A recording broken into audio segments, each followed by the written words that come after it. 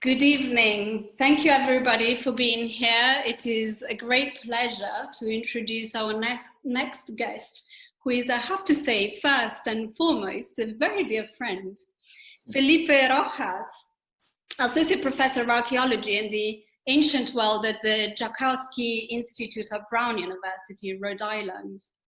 I have to say that Felipe is much more than just an archaeologist.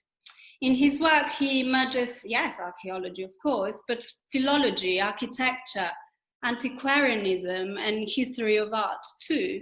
And he has also very quirky interests as well, because his love of ancient Turkey may be the driving force of his research, but he's also very much interested in the archaeology of memory and the senses and the history of scripts. Those from Anatolia, from ancient Anatolia, of course, but as today shows, even from other regions, such as Armenia. And this is why he's here today.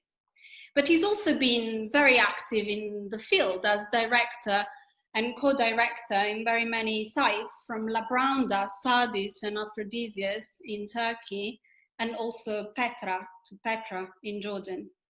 His most recent book, The Pasts, plural, of Roman Anatolia, Interpreters, Traces, Horizons, came out last year with Cambridge University Press.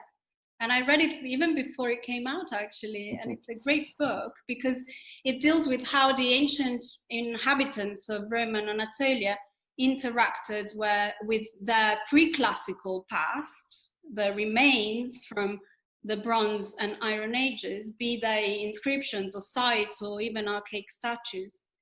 But today he's taking us elsewhere to Armenia in the first centuries AD with a weird rediscovered alphabet. And here we are, Felipe, over to you, creating contrast in newly invented and rediscovered scripts, the evidence from Armenia. Let me just remind you that our next guest is going to be next week on the 25th of November, next Wednesday, pre-Thanksgiving. And we're going to have Jörg Weilhartner and the ideograms of Linear A, same time, same place on Zoom. We will be sending you the link by the end of this week, slightly late this time. Thank you very much, everybody, for being here. Felipe, so great to see you again. You look wonderful. Over to you. Thank you. Thank you very much, Silvia. Can people see the PowerPoint? Yes. Thank you, Silvia, for inviting me to give a talk in the SCRIBO seminars. And thank you, Miguel, for the poster and for all of your help. It's a pleasure to be speaking to all of you. It's nice to see familiar faces also. My talk today will combine my interest in the invention of scripts with my interest in how people in the past have interpreted and manipulated ancient inscriptions. Inscriptions written in what were by then obsolete characters. As Silvia mentioned, I have written about the latter topic often, especially in relation to Greek and Roman interactions with Bronze and Iron Age rock-cut reliefs and inscriptions in Anatolia. Today, I want to do three things. First, I want to speak briefly about secondary script inventions. That is, inventions that occurred as a result of contact with pre-existing writing systems, rather than primary inventions, which occurred ex novo.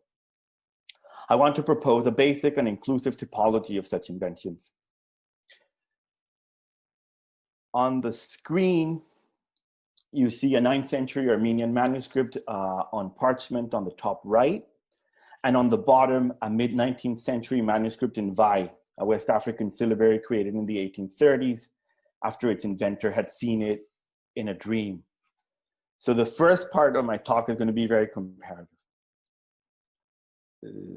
Secondly, I want to focus on the invention of alphabetic scripts in the Caucasus during the early 5th century CE, and in particular on the invention of the Armenian alphabet. I'm especially interested in discussing how that alphabet fits into the proposed typology and how it may or may not be compared to scripts that were invented in situations of colonial contact. On the screen, you see Tiepolo's famous celebration of the inventor of the Armenian alphabet in a fresco in a palace in Würzburg, and below, a modern statue of the inventor of that alphabet in front of the Matenadaran archive in Yerevan.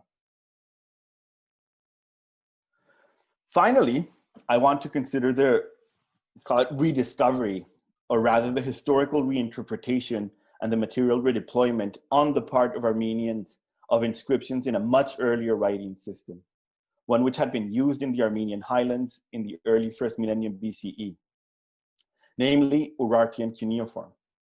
I want to reflect on how and why ancient artifacts and ruins bearing Urartian text gained renewed relevance in the centuries following the invention of the Armenian alphabet. All right. Several years ago, the Mayanist Steve Houston and I proposed a model to analyze secondary as opposed to primary script inventions. That article, whose title you see on screen, has not yet been published, and I'm not holding my breath. By primary inventions, I mean basically early Mesopotamian cuneiform and early Egyptian hieroglyphs. Scripts conceived fully in the absence of pre-existing writing systems at some point in the late 4th millennium BCE. Similar inventions happened at different times, probably also in China and certainly Mesoamerica. The situation on this side of the Atlantic, however, is still extremely opaque, owing primarily to tantalizing but very meager evidence, including the famous Cascajal block, which you see on the right, an inscription that may date to the early 1st millennium BCE, but which as an unicum is very hard to interpret or to put into context. Secondary inventions, by contrast, are much more frequent. Indeed, most scripts are secondary inventions, writing systems consciously and deliberately designed with awareness of and even expertise in prior functioning models. Of obvious interest to scholars of writing systems is the relationship between a secondary invention and those prior functioning models. Say Greek and Phoenician, or Urartian and some variety of Mesopotamian cuneiform, as you see on screen. A secondary invention may stubbornly affirm ties to the past or conspicuously break with them. Inevitably, secondary inventions are an inherited bundle of practice, structure, and content. Such peculiarities as writing implements and writing surfaces, signship or sign order, and functional range of texts are frequently part of those inherited bundles. Inventors are compelled, for a variety of reasons, to alter aspects of the source.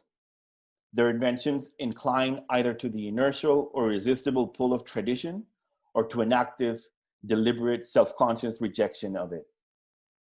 On the right side of your screen, you see stop signs in the Untitled Syllabary, which aesthetically and structurally breaks with European traditions of writing in varieties of the Latin alphabet.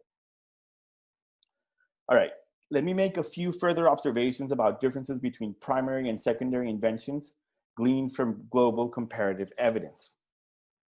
This again owes much to the article I wrote with Houston. Most primary inventions begin with pronounced iconicity, relating overtly and recognizably to the world of visible, tangible things. Their functions, although not always discernible because of sampling problems, appear to be relatively limited. And their connection to syntax, grammar, phonic nuance is underdeveloped at the outset. Generally, secondary inventions offer a striking contrast. They display limited iconicity, a broader range of functions, and a high capacity to encode complex syntax and grammar. This reduction of iconicity is not an arbitrary process. Stroke-based scripts confront long-term challenges in retaining their pictorial basis when production reaches a high volume. Let me make an aside because I know several of you are experts in hieroglyphic systems. And I would like to say that hieroglyphic writing systems, even when they are secondary inventions, may behave somewhat differently from what I just suggested. They may simplify outlines, but that is not the same as full abstraction, which obliterates fully pictorialism. Hieroglyphic Anatolian, for example, which several of you I know work on, had a broad range of functions and a very high capacity to encode complex syntax and grammar, in keeping with my characterization of secondary inventions. And yet, it was also emphatically iconic and seems to have remained so for almost all of its existence. I'm not going to be talking much about Hieroglyphic Anatolian today, but it will come up again in the third part of this talk. Writing systems, whether primary or secondary, however, are not only about recording the sounds of speech, they figure also in assertions of identity. People invent them because they want to be like those already using a source script, or because they crave to be distinct from or even opposed to those people. Two well-known examples of how script change figures in identity assertions are, on the one hand, the modern Turkish alphabet, programmatically designed in the early 20th century to align the nascent republic with Europe, and on the other is Cherokee Syllabary, programmatically designed by Sequoyah in 1821 to mark a decisive rupture with the script employed by Europeans and their descendants. When and why a secondary script comes into being brings us to the nub of the matter. Houston and I were interested in the question of how to model such inventions and how to characterize their features. We proposed a tripartite schema.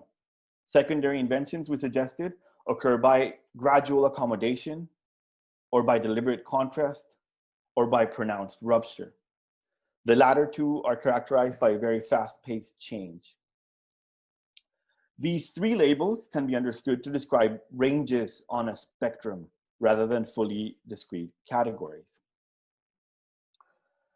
The first range might be termed accommodation, a slow and long-term adjustment of a writing system within a single stream of tradition, regardless of language.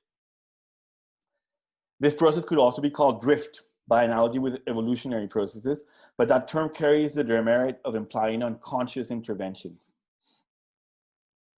By empirical evidence, accommodation seems to take place in situ or in areas with strongly shared religious or other cultural values. I'm not particularly interested in this range of the spectrum today, rather in the other two. The second term we proposed was contrast, which takes place rapidly and involves more radical changes. Contrast is deliberate, comprehensive. It acknowledges a source, but sets up a categorical shift in nature. Contrast arises from a need to accentuate cultural breaks. The switch from Semitic consonant emphatic scripts to the vowel marking Greek alphabet illustrates this category. In the Armenian highlands, one can point also to Urartian cuneiform as an example of contrast. The earliest inscriptions in Urartian date to the late 9th century BCE. Radical changes in this case include the script's extremely simplified sign repertory and the peculiar shape of its signs when compared to those of Mesopotamian predecessors and contemporaries. The script is immediately recognizable by various highly idiosyncratic features, including the fact that all wedges are stylized triangles and horizontal wedges do not usually, and very rarely in fact, extend across vertical signs. They are split, as it were, by vertical ones. Urartian cuneiform survives mostly on stone as opposed to clay. I am going to talk about Urartian cuneiform again in the final part of my talk. As a third range of invention, there is rupture, the most radical of all changes. In rupture, both form and records of sound may vary greatly from the source.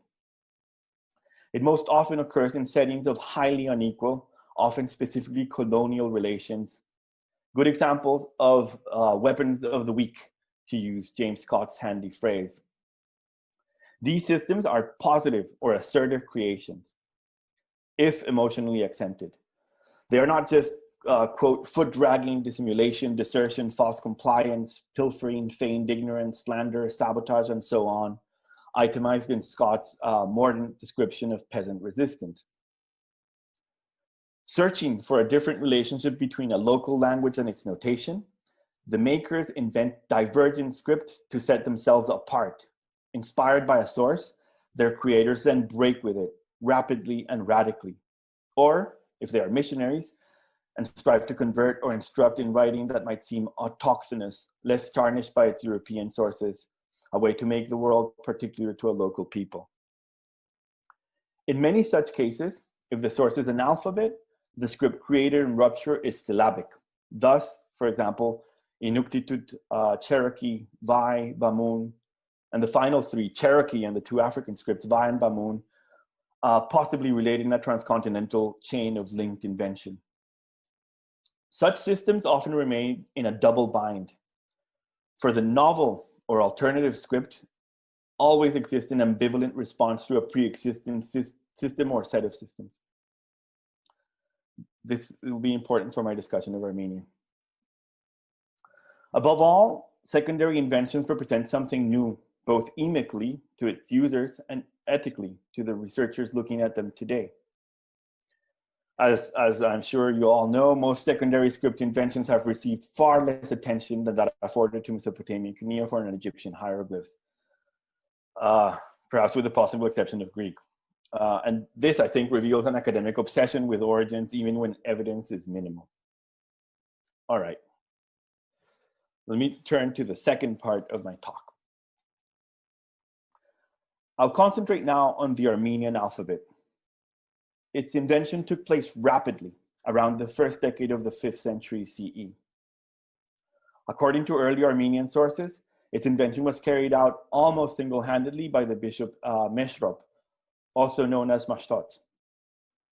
The alphabet was invented because of the need or the desire to accentuate multiple cultural breaks, and more specifically, to distinguish Armenian religious identity in a highly complex and dynamic political situation. At the time of the invention, the Armenian highlands were sandwiched between imperial powers with robust writing traditions. The map is not contemporary exactly with the moment of invention, but at any rate, when the alphabet was invented, Armenia was sandwiched between Rome to the west and Persia to the east. To the south was the religious powerhouse that was Syria. Writing had been used in Armenia in the Armenian highlands for many centuries prior to the invention of the Armenian alphabet. Inscriptions in cuneiform, as well as in alphabetic scripts, are found in territories traditionally inhabited by the Armenians. On the screen, you see Old Persian and Urartian cuneiform from the Acropolis of Van on the left. In the middle register, you see a boundary stone in Aramaic celebrating Artaxias I. And on the right, you see a Greek inscription from Gardni in the Republic of Armenia. Other scripts, though not attested, would have been used by people who are known to have been in the region in antiquity, including, for example, Phoenician and Phrygian. The images on the right of the screen are a sort of an iconic or very lightly iconic stele from Kerkenes in central Anatolia.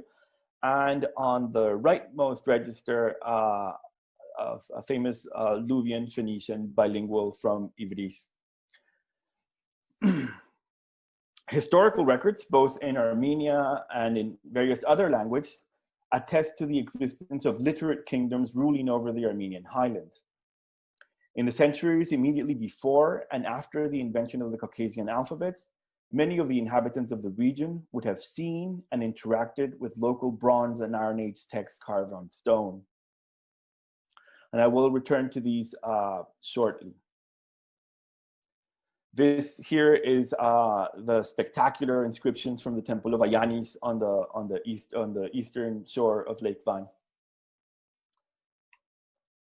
Okay, it is in contrast to all of these writing systems that Mashtots invented the Armenian alphabet. Syriac, Phoenician, Aramaic, and Pahlavi have at times been suggested as the original sources of the alphabet. Although those suggestions do not really hold much water, they are proof of the inventor's success at marking a contrast or rupture, and indirectly also of the very rich script ecology of the Caucasus in the first millennium AD. That the ultimate source of the Armenian alphabet is Greek is evidenced by a combination of factors.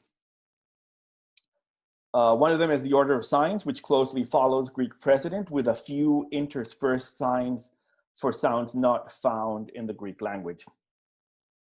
It is also evidenced by the curious digraph for the sound u, which is borrowed as a sort of unit, also from Greek.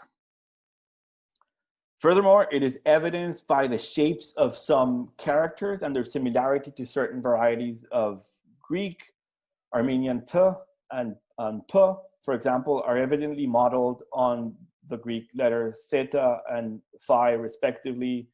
And there are others. It's conceivable that Armenian p is somehow related to cursive varieties of Greek.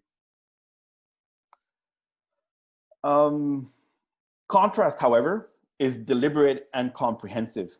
Many of the letters have no obvious Greek precedent, and a reader of Greek would not be able to sound out almost any part of an Armenian text the way they could conceivably sound out at least part of a text in one of the first millennium BCE Anatolian alphabets, for example, Lycian, which you see on the right.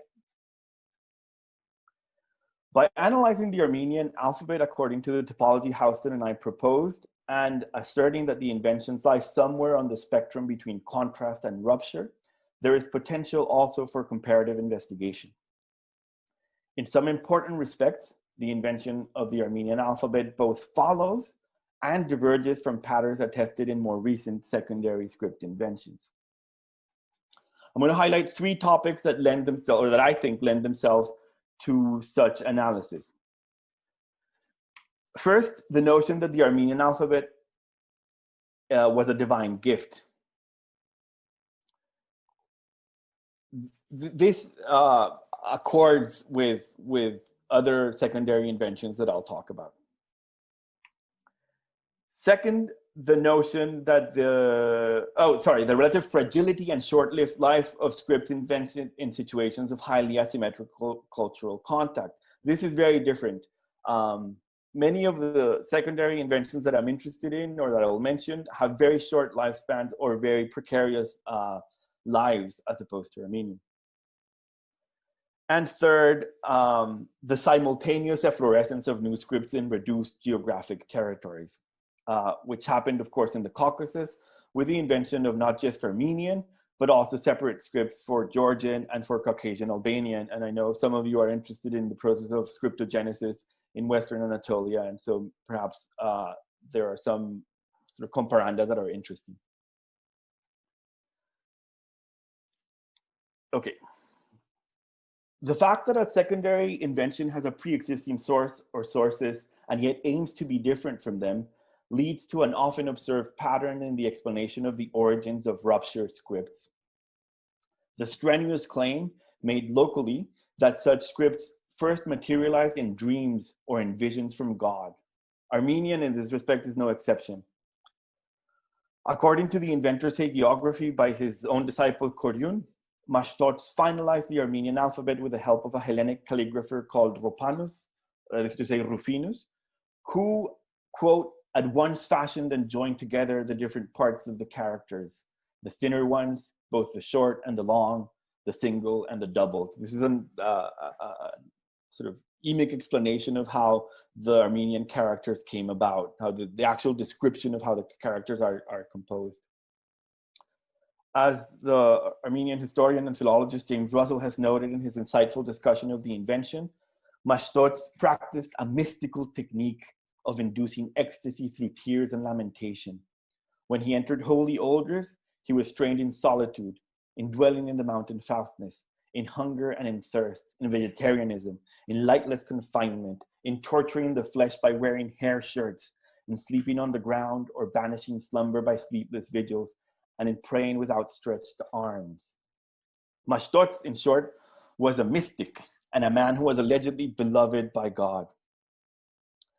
Examples of scripts produced by mystics, specifically among minorities living in hostile political or cultural environments, abound.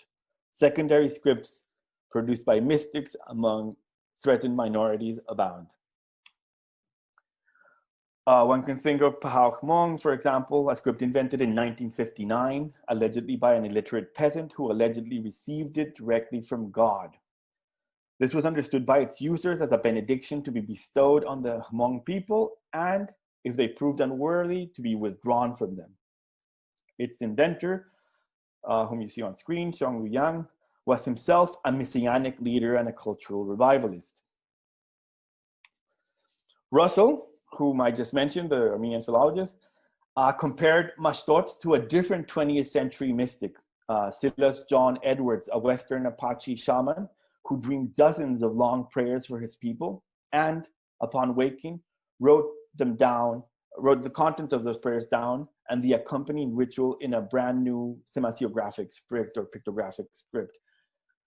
Here's a very short sample of the Silas John script and a photograph of the man himself. Okay, rupture scripts such as Silas John Syllabary and the Hmong syllabary that I just showed you, and perhaps Armenian, are caught in a double bind. They're modeled on prestigious predecessors. Their inventors and users understand them often as new scripts and authoritative and culturally appropriate because they are God-given. They are new, but in some ways they're kind of ancestral in the sense that because they are God-given. And this, I think, is an interesting comparison between other scripts invented by messianic figures that claim both newness and, if not antiquity, then divine inspiration. Okay, now to a second point of potential comparative interest. Secondary scripts, secondary inventions designed among minorities living in hostile political or cultural environments do not often resist the gravitational pull of dominant scripts, and indeed may pass through several simplifications or reductions, as happened not just with the Hmong, but to a certain extent also with the Cherokee Syllabary, as you can see in its transition to print. As it's famously known, the Cherokee Syllabary in print resembles much more European models than the handwritten versions. In this respect, however, Armenian is starkly different. The script has thrived for more than 1.5 millennia in a form that is structurally and aesthetically not very different from its original incarnation, as you can see in a 19th century manuscript, especially if you look at the so-called Yerkata gear forms boxed in red. Those are in some ways very similar to very early Armenian. Not only this, Georgian, which at least according to the Armenian tradition was also invented by Mashtots, has also thrived for just as long. And so we may ask why, if these secondary inventions behave in some ways like more recent ones, why do they behave differently in other ways? And I mean, several obvious reasons can be adduced.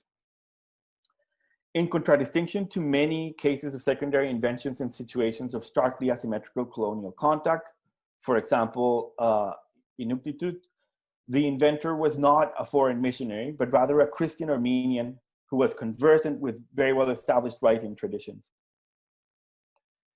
Secondly, although sandwiched between Rome and Persia, or if you wish to imagine those powers exerting forces in the opposite direction, although pulled apart by Rome and Persia, Armenia was not subject to colonial pressures of the sort that affected Cherokee in the Americas or Hmong in Laos. I think this is very interesting. It's worth noting that Armenian is an alphabet, while Inuktitut, Cherokee, and Hmong are syllabaries. The contrast or rupture with pre-existing models in the case of Armenian happens primarily at a formal or an aesthetic level, rather than at a structural one. It is worth wondering whether the difference is partly tied to the political dynamics and the degree of asymmetry with dominant powers at the moment of invention. Houston and I proposed that this was the case, that highly asymmetrical cases of interaction would often result in syllabaries. And the the more symmetrical relationship would result in alphabets, as happened, for example, in the case of Phoenician and Armenian, or sorry, Phoenician and Greek, or conceivably some Levantine alphabet and Phrygian, for example. Okay. One final note before proceeding to the third part of my talk.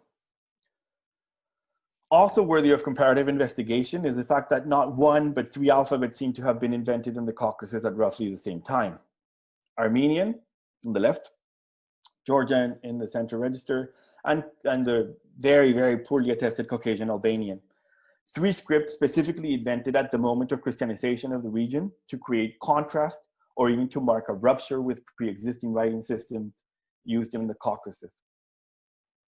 For those not familiar with Caucasian Albanian, it's an exciting script because rather recently a manuscript was found in the script, and before that discovery there were literally dozens of characters, and now there's a real, I mean, they're long text.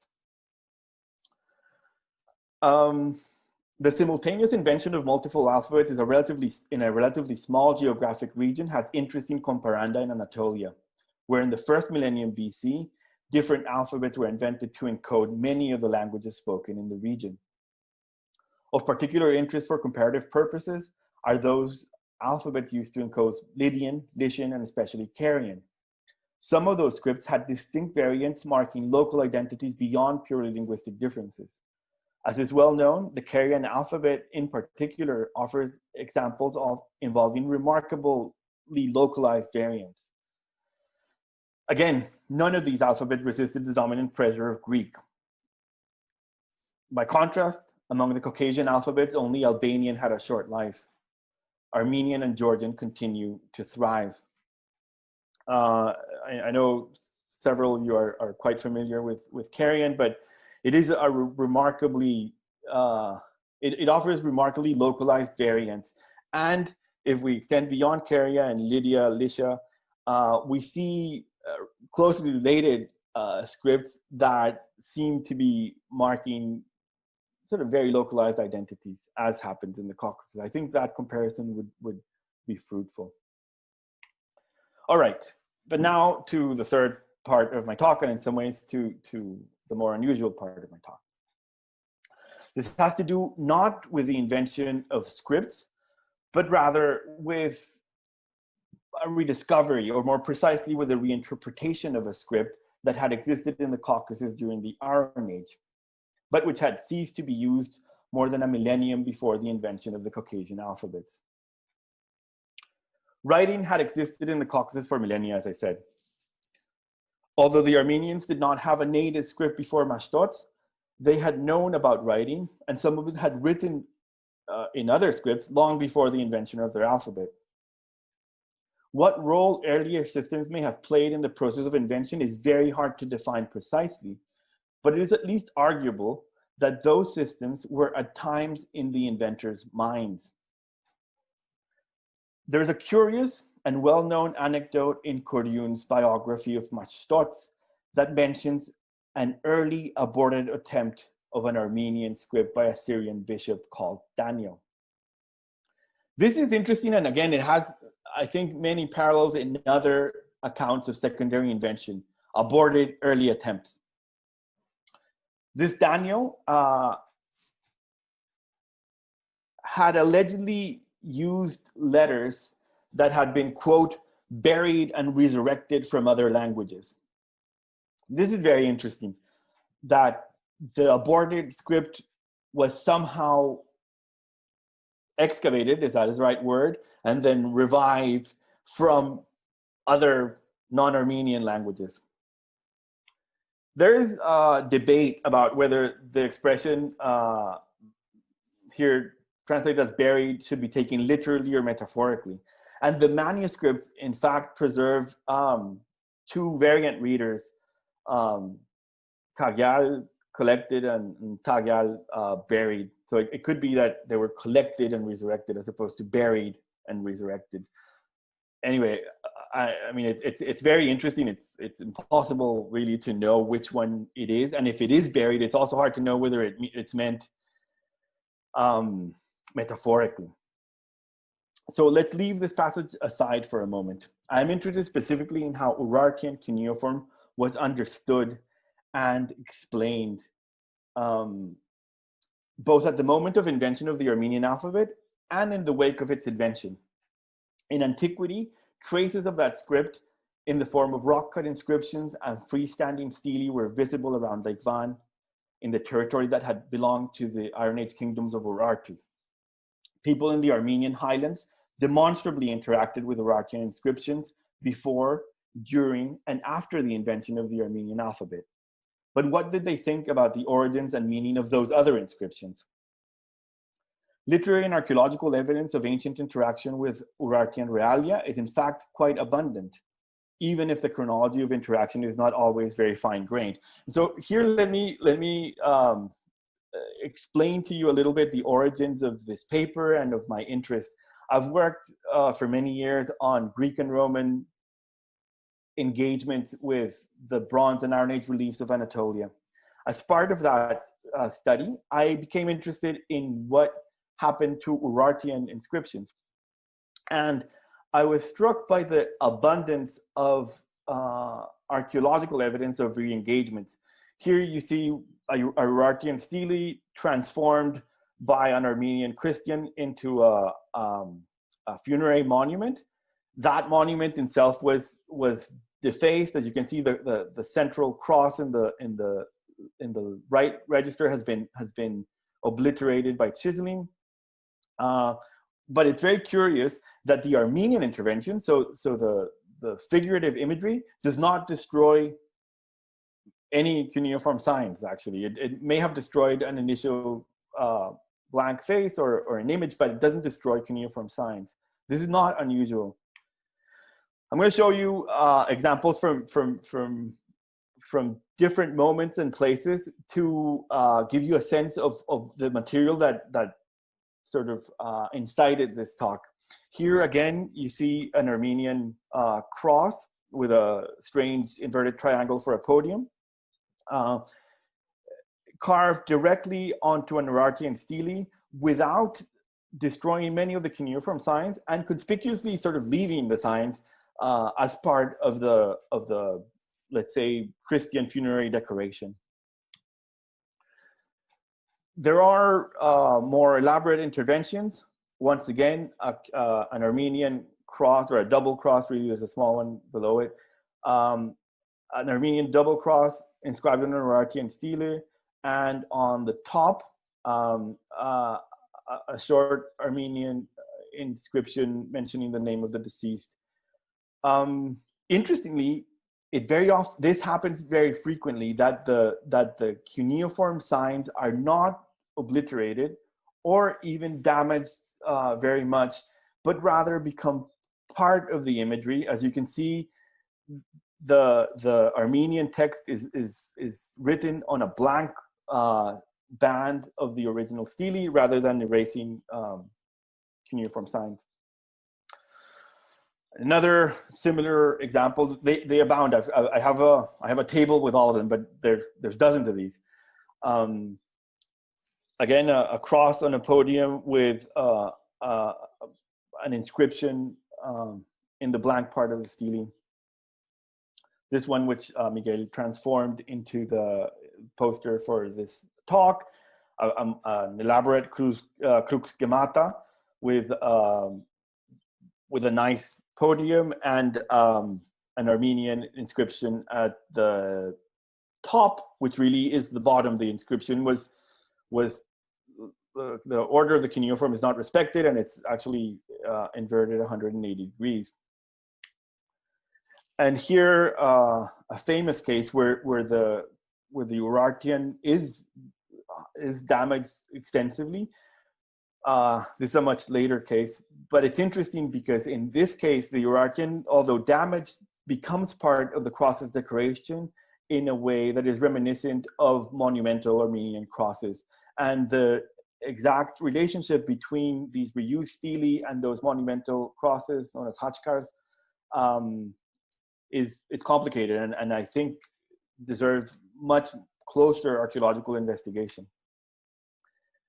Of course, this was happening in Armenia for centuries, if not millennia. This is a curious example of Urartian reuse of an earlier monolith, a prehistoric monolith that was transformed with an Urartian inscription. So the monolith may date to the 2nd or 3rd millennium BC, and then in the 1st millennium BC, an Urartian king brought it down from the highlands, inscribed it, and then that monument was taken to a church. Okay.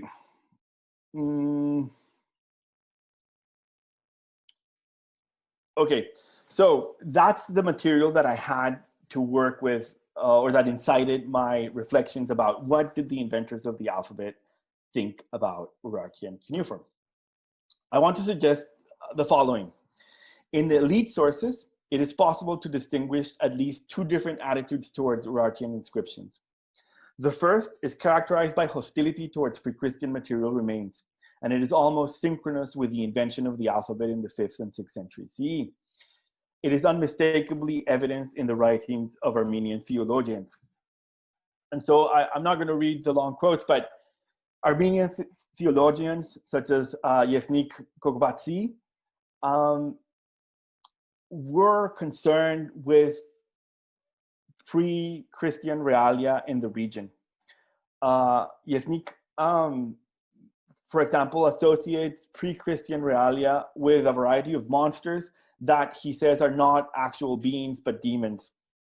And he says that beings such as the Ishtatsul, for example, which is a sort of Onokentauros in Greek, lived in ruins. He doesn't specify many of the ruins. Some of these creatures supposedly lived in Babylon, but others lived in ruins in Armenia. Presumably some of those were Urartian structures. And he says, well, those ruins are the residence of demons, not of these fantastic creatures that you think inhabit the ruins. A different Armenian theologian of the 5th century, the historian known by the pseudonym Agatangelos, is much more explicit about the actual specific ruins that are the problem and about what he wants to do to them. He wants to destroy them and obliterate them completely. And as far as Urartian material culture specifically is concerned, Agatangelos recounts an initial effort on the part of Gregory the Illuminator to find and break down the doors of heathen temples with hammers. This is interesting because according to Agatangelos, the effort is futile because, quote, the destroyers were unable to find the gates of the temple in order to enter because the demons had hidden them from them.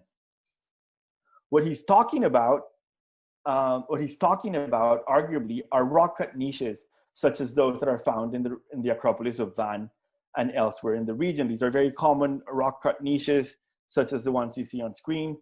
And this idea that you can't access the door, even the door seems to be there, may be part of, say, Armenian mythologizing of these blank facades, or say facades that have no interior. At any rate, in the theologians, such hostility is attested in the 5th century CE, and it conceivably has archaeological correlates, people who attacked Urartian inscriptions, although they are not very conspicuous. Part of the problem is that it's hard to date Armenian interventions on Urartian stele. On the right, you see one of these rock-cut niches with an inscription that has been defaced by the addition of crosses. Conceivably, these could be 5th or 6th century crosses. It's very hard to know. Conceivably, they could be from a different moment. What is certain is that the sort of utter annihilation of Urartian material culture described by Agatangelos is not evidence in the archaeology. Okay, a starkly different attitude and a much more interesting attitude is presumably somewhat later and is most conspicuous in the works of Moses Khorenatsi, the so-called father of Armenian history. More than once, Moses relates myth historical personages to inscribed antiquities, and specifically Urartian antiquity. His narrative, sometimes rich in detail, has allowed scholars to speculate about the specific material remains that he had in mind when making those associations. Of particular interest in this respect is a passage in which Moses connects the content of epic songs sung in the region around Lake Van that account for the existence of local Bronze or Iron Age, almost certainly Urartian rock-cut inscriptions. This is a passage that I've written about before, and it's a very interesting passage. They sang that the giant Torque took in his fist granite rocks in which there was no crack, and he would crunch them into large and small pieces at will, polish them with his nails, and form them into tablet shapes, and likewise with his nails inscribe eagles and other such designs on them. The historian is diffident about the veracity of several aspects of the orally transmitted fable. The nail scratches may correspond to rock-cut and stone Urartian cuneiform script, as could be found on the east side of the Acropolis of Van, which I showed you. While the eagles and other such designs may be rock-cut Anatolian hieroglyphs, perhaps, or the fine carvings in the shape of animals found on stone orthostats, for example, at the Urartian temple to the god Haldi at Ayanis, north of Van, which you see on screen on the eastern shores of the lake. Rather than an attempt by Moses to embellish his narratives with ad hoc inventions, his report of songs about the tablets and zoomorphic drawings of the giant Torque seem to be a figment of ancestral vernacular understanding of rock-cut inscriptions in Armenia. This is interesting because it poses a break between elite understanding of the Urartian and, let's say, non-elite or vernacular understanding of those texts. Moses' own position vis-a-vis what archaeologists now call Bronze and Iron Age archaeological remains is best understood in the light of other passages in his work, where he incorporates antiquities into secular universal history. One of the ways he does so is by associating ancient realia, including a city and an aqueduct near Van, with the mythological Mesopotamian queen Semiramis. Of particular importance to the question of reinterpreted and redeployed Urartian stele are passages in which he claims to have access to the records of deep Armenian history, written in foreign languages and scripts, including Chaldean, Assyrian, and Persian. Moses specifically associates ancient realia bearing text with Semiramis and describes the queen archives at Van. Now on the side, he says, now on the side of the rock that faces the sun, on which today no one can scratch a line with an iron point, such is the hardness of the surface, Semiramis had carved out various temples and chambers and treasure houses and wide caverns. No one knows how she formed such wonderful construction. And over the entire surface of the rock, smoothing it like wax with a stylus, she inscribed many texts, the mere sight of which makes anyone marvel. And not only this, but also in many places in the land of Armenia, she set up stele and ordered memorials to herself to be written in the same script. And in many places, she fixed boundary stones with the same writing. There should be little doubt that what Moses is describing here are Urartian realia, including fortresses, rock-cut niches, the cuneiform rock-cut inscriptions on the east side of the Acropolis of Van, and freestanding stele. For him, extant stones inscribed in ancient and foreign scripts offer the tantalizing possibility of pointing to material proof of his particular version of local and universal history. He couldn't read any of it, but that didn't matter. The sort of learned associations furthered by Moses had a material counterpart in some of the earliest datable Urartian spolia in Armenia. In the 7th century AD, Urartian inscribed stele were a conspicuous part of the fabric of churches around Van, including one at Salmana, where several Urartian stele were used as lintels in 7th century AD churches. So a little later than the invention of the alphabet, but very conspicuously part of the Christian religious architecture. Art historian Cristina Maranzi has also elucidated the remarkable case of this Iron Age stele, found largely undamaged in an early medieval church. No intervention at all was made on that stone. In her opinion, the Urartian inscribed stele in the 7th century AD church of Svatnots does not suggest a monument out of place. but rather a visible and tangible attempt on the part of powerful religious rulers to situate his new patriarchate with an expansive cultural milieu, mounting a local shrine on the world stage. This is interesting, the incorporation of Urartian cuneiform within an Armenian Christian temple, within the Christian present.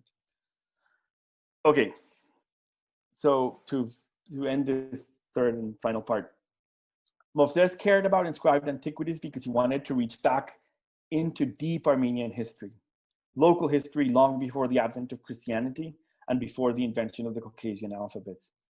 Writing enabled a temporal and historical counterpart to St. Gregory's spatial and topographic transformation of Armenia.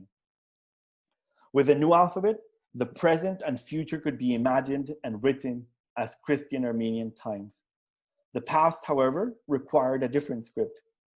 Ancient inscriptions around Lake Van were neither in the Armenian language nor in the Armenian script, but they were evidently in Armenia, and according to Moses at least, they recorded the names of our ancestors, quote, and the deeds of many of them. Urartian inscriptions were instruments with which to investigate and invent the pre-Christian Armenian past. Critically, cuneiform allowed the extension into the past of the most important trait of the new Armenian alphabet, the possibility of establishing a stark contrast with existing writing system. For Moses and for his interlocutors, those stele authorized and confirmed a newly discovered Armenian history that accorded with biblical and secular universal history, but also remained, at least in detail, completely distinct. Thank you. Thank you so much, Felipe. It was great and very instructive for me because I don't know much about this and I have so many questions. And as you know, I'm very interested in the modeling, the theoretical modeling of secondary script formation. If the audience allows me, I will ask the first question, break the ice, and then leave the floor to whoever wants to ask more questions.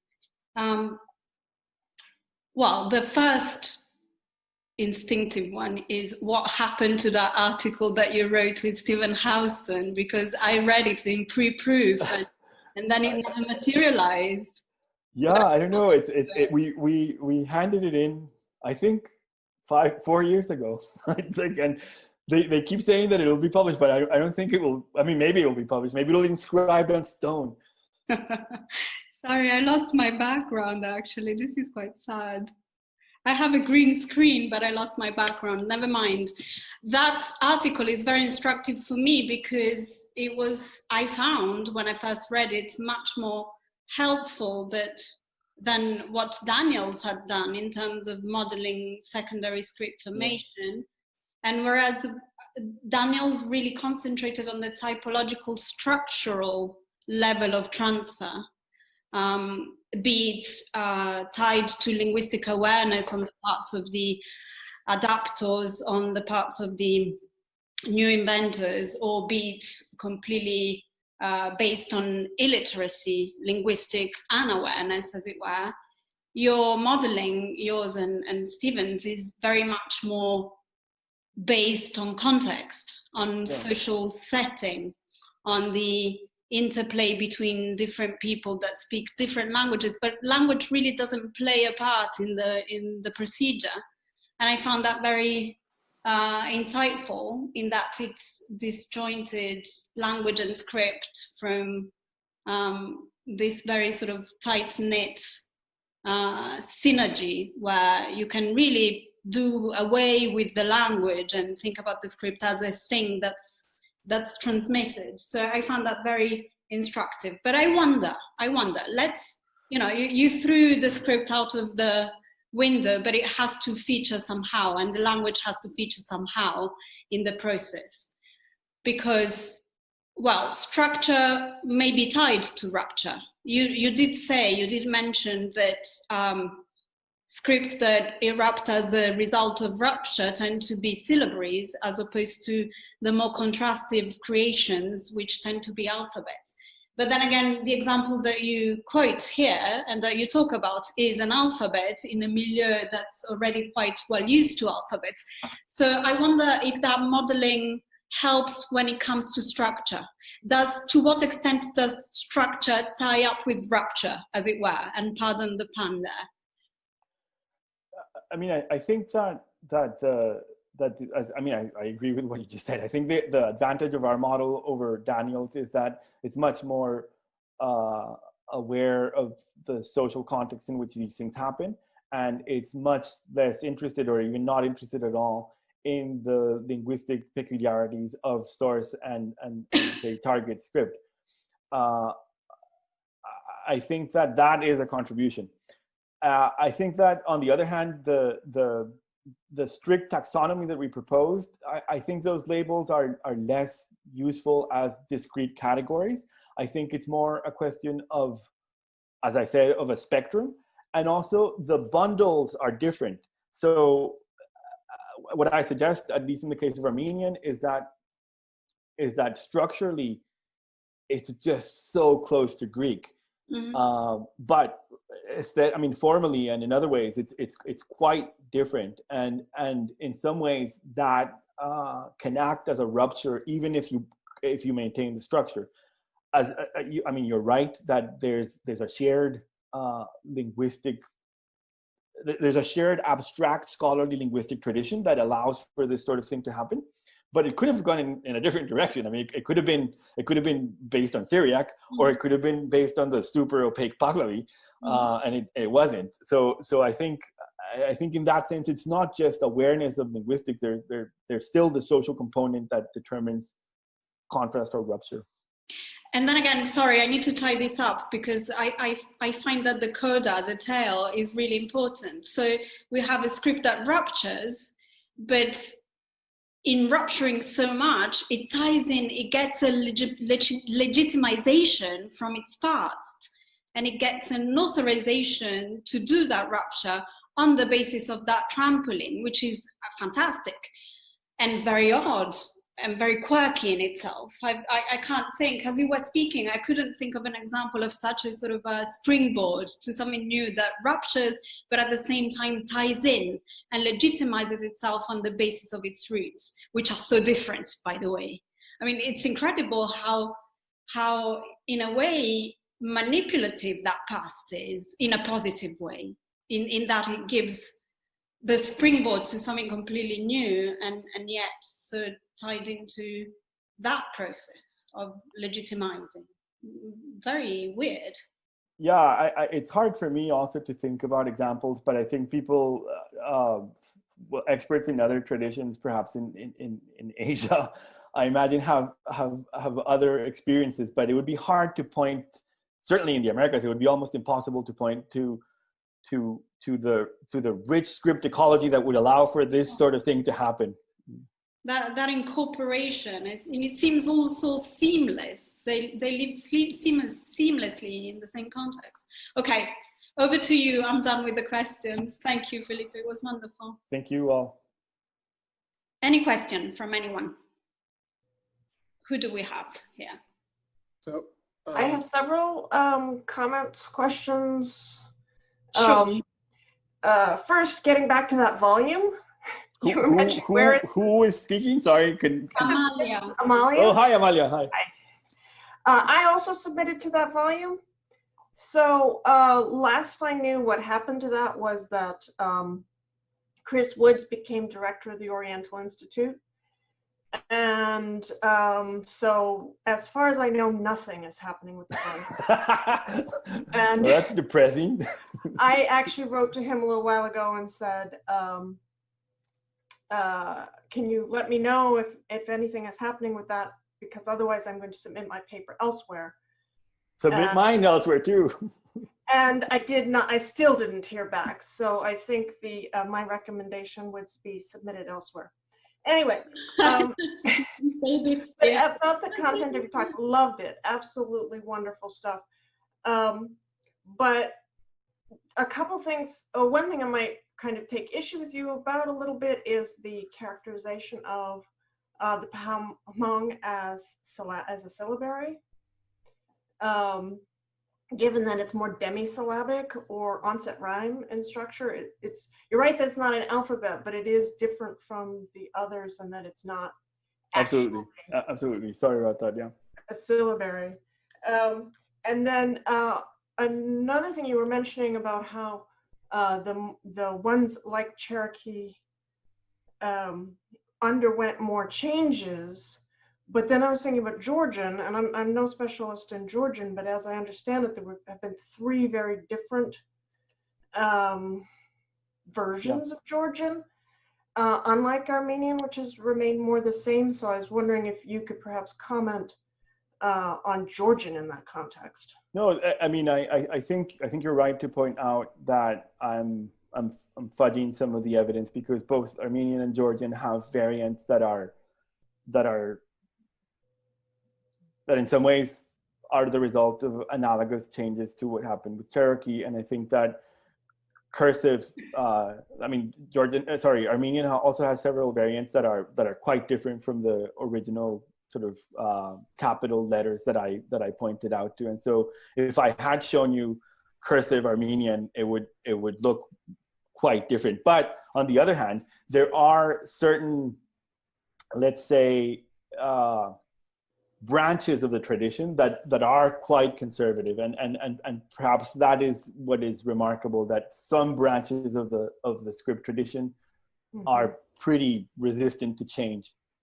You're right, the variants in Georgian and Armenian are different.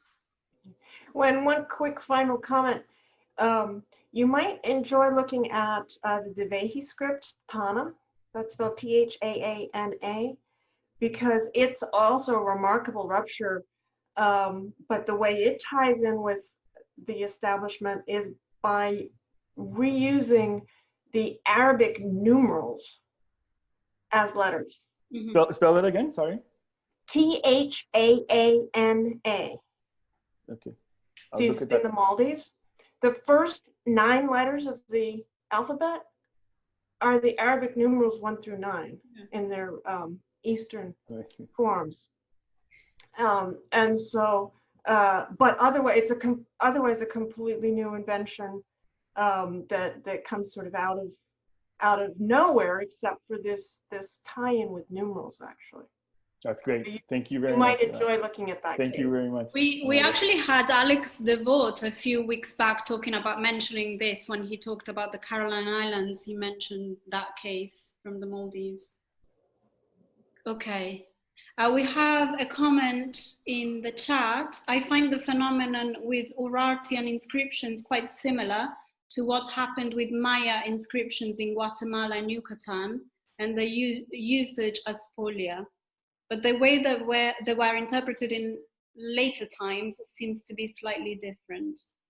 For the Maya case, there's up to a point a disconnection of the content or lack of awareness of what they recorded. This is Alejandro Garay. I don't know whether Alejandro or Mallory, who are experts in Maya, have any suggestions about how re-engagement with earlier inscriptions happened at later times in Yucatan or elsewhere. I don't know them. I mean, I know Mallory knows the material very well. I mean, she's an expert, so she should comment on that one. Comment, please. Hello. Yes, Alejandro. Yes. So yeah, I will just make this short commentary. There's a very nice paper, if you want to look for it, by Jesper Nielsen. It was published in the PADI journal a number of numbers ago. I don't remember, maybe 2018. And what's quite interesting is that in the case of the Maya, the people lived next by to the ruins where they could find the script. They could saw the glyphs, they could saw the inscriptions, but there was this strong lack of awareness. What was these stones that had inscribed things on them? And one of the phenomena that we should maybe take into account in this case, and I don't know if it's the same with Urartian inscriptions, is that the scripts in this case were an elite phenomena. So most of the people that actually lived next by to these big cities, these ruined cities, even in pre-Hispanic times, in the case of Guatemala or Yucatan, they couldn't read it. So I wonder if it will be basically the same situation with Urartians and later Armenians. So in the case of Guatemala, we see in the colonial period that there's a lot of reusage of hieroglyphic blocks. as part of buildings, churches, for example. I can recall an example from Honduras, where we have a colonial church in Naranjito, close by to Santa Barbara. And in this place, they use parts of inscriptions or something that resembles inscriptions as building blocks. And this is quite more common in Yucatan, in the Yucatan Peninsula. So it's just a commentary just to establish a parallel with this. Yeah, I mean, I think what's interesting, or one of the things that to me is most exciting about the Urartian material is the possibility of accessing non-elite opinions and ideas about the earlier scripts, and that can be done either through Moses Khorenatsi, who is unusual in that he preserves this sort of ethnographic, I mean, it's anachronistic, but ethnographic data, and also in that there's just so many reused stones. It's remarkable, and it's a shame because they're being destroyed as we speak in the conflict with Azerbaijan. Mm. We have a raised hand by Mourier. Hello. Hi. Hello. So Felipe, thank you for this wonderful talk. And as you were speaking, I was thinking about an aspect of cuneiform I actually never realized in the examples you showed with the crosses that are inscribed in such a way to not disturb the cuneiform. And actually in its lapidary format, the cuneiform signs are just triangles and lines. And I think in that sense, it is something of a sort of a rare phenomenon because you have only these two elements that go over and over again. So I was wondering if by that virtue and by these lines that very nicely control the different like registers, could they have started acting as a texture?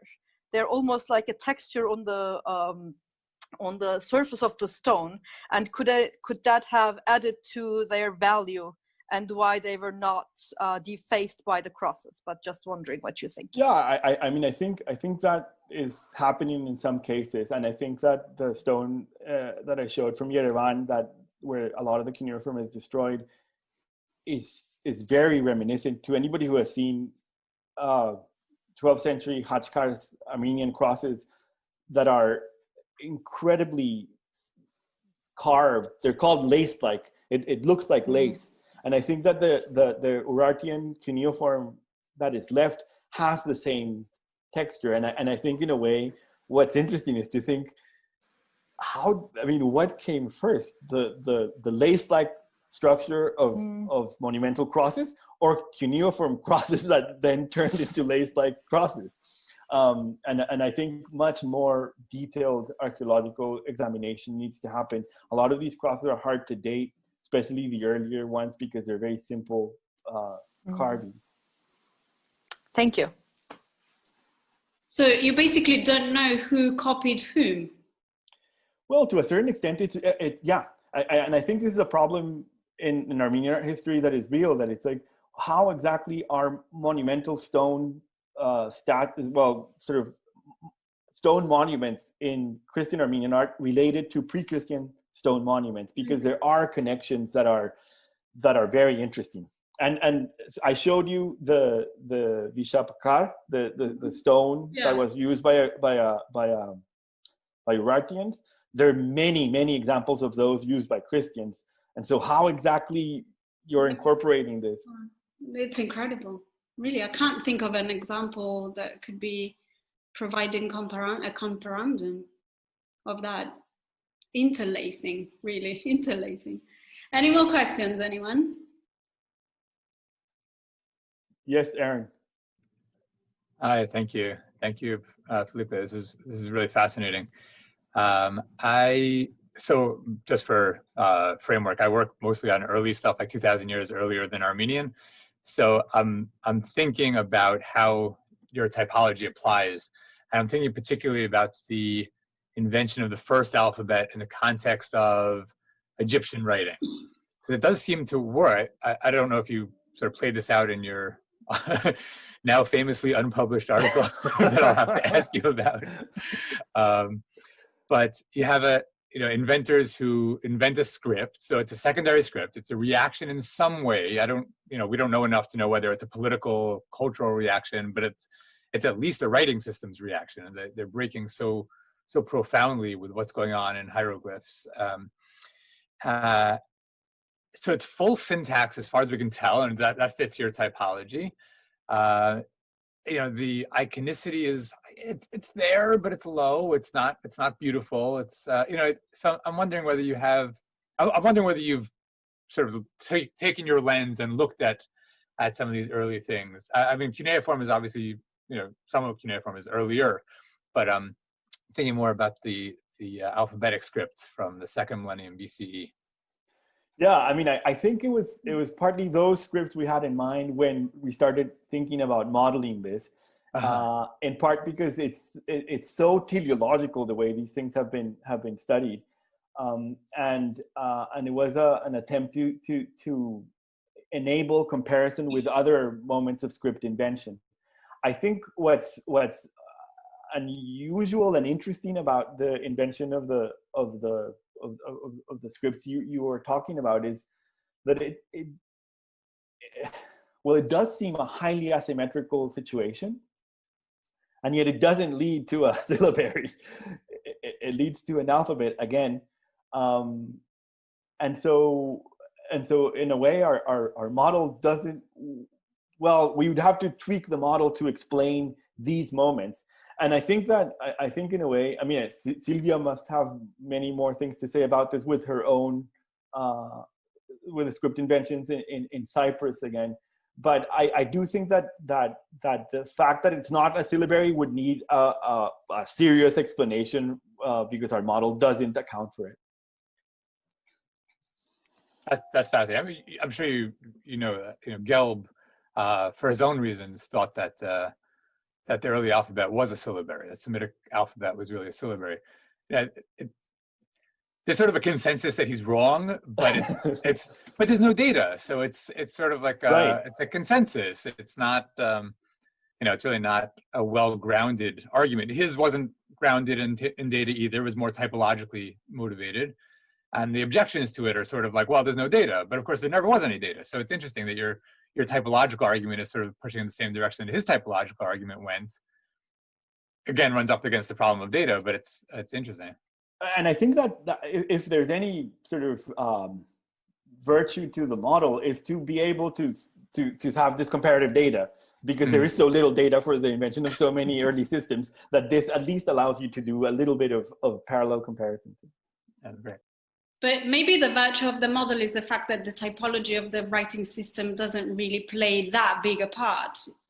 As you say, the spectrum is broad, and to actually assume that a writing system that ruptures has to per force be a syllabary vis-a-vis a system that contrasts has to be an alphabet, straight jackets, the whole thing into two tight-knit categories, which you clearly don't want to embrace. No, I don't want it. I'm trying to move away from my own non-published article.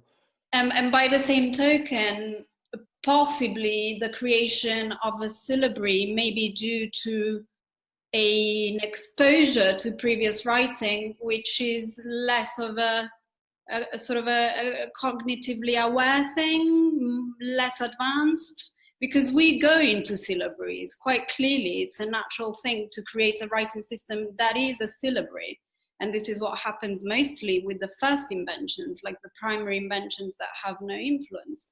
And I'd like to see that as a natural thing rather than something that needs to be typologically categorized in such a neat, straight-jacketed way. But just a comment.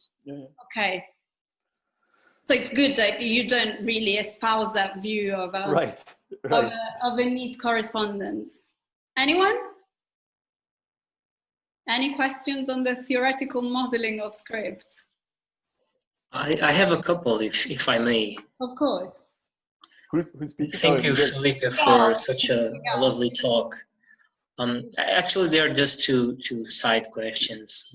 I think not so interesting or relevant to the main topic today, but since we're here, I'm going to take advantage of it and ask them. In one of the texts that you called sort of ethnographic, there were these allusions to nails. Yeah. I was wondering what is the Armenian term used in that text and what the connotations are exactly, and whether it might have something to do with the aspect of the cuneiform writing, which actually comes from Latin cuneus, nail, wedge, well, wedge. Yeah, but I think it's more, the Armenian term is more like this nail, not the nail that you hammer. Okay. And it's a remarkable passage that was noted early in the 20th century, and people very quickly associated it with Iraqi cuneiform. It's remarkable. I think the cuneiform aspect of it is remarkable, and then the other idea that this creature takes granite and crunches it into eagles and other animal shapes. That's interesting, because there isn't any hieroglyphic Luwian over there, but Armenians were in direct contact with hieroglyphic Luwian, and I had an image that I went by very quickly, but I had an image of a hieroglyphic Luwian stele, the only hieroglyphic Luwian stele that was reused by an Armenian. And again, the writing is left intact, even though the image of the deceased is erased. The hieroglyphic writing is left intact. Interesting. Thank you. Well, the second question was about the Caucasian Albanian alphabet.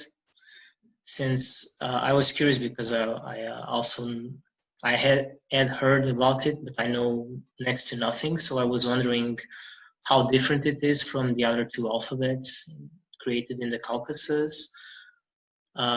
Is there anything structurally interesting about them vis-a-vis Armenian and Georgian that you might possibly comment on? It's very interesting. So I should preface this by saying the person who has worked the most on this and who has done the sort of the lion's share of the work is Jost Giepert, and he will have this all laid out in a very clear fashion. But structurally, it's very similar to the other scripts, and even aesthetically, it's quite similar, curvy, and similar number of strokes, etc. It has some overlap. I mean, people have noted overlap in signs with other writing systems. Also, in the case of Armenian, the letter ch, for example, is similar to Coptic. I mean, it's identical to Coptic, the Coptic letter for the same sound, and then there's some Ethiopian signs that look similar as well. In Ge'ez, there are some signs that look similar. So, in short, it is similar, evidently related to these other scripts. It's as you know, designed to write a Kartvelian language, and it behaves very similar. If you want Jost Giepert has the table of sort of the three scripts side by side, and that's the place to go to look at them. Okay, thank you so much. Anyone? All of a sudden, I'm very interested in that Luwian hieroglyphic script next to the. Yeah, it's crazy. That's crazy. I got into so much trouble anyway. Yeah. Clearly, they couldn't read or understand any of it, right? But they understood that it was a potent thing. I mean, I think there's a respect. I mean, it's not a secret that there's enormous respect for text in Armenian culture, and I think it extends to pre-Armenian scripts. Yeah, apart from the ones that wanted to destroy them. Yeah. Anyone? No more questions? I think it's time for an aperitivo, Felipe. It was wonderful. Thank you very much, everyone, for listening, and thank you, Silvia, for inviting me. It's always wonderful to see you, and I'm really looking forward to seeing that article in print somewhere, wherever it may be. Oh, and by the way, I didn't say, but this thing is going to be published.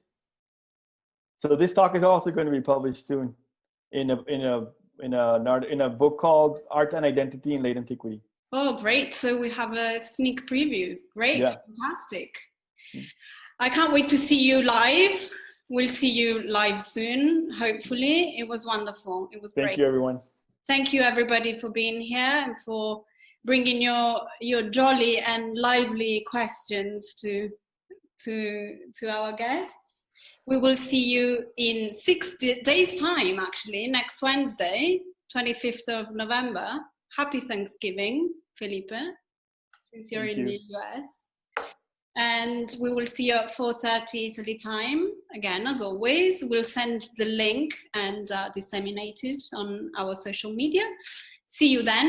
Lots of love to everybody. Thank you for being here. Bye. Thank you. Bye-bye.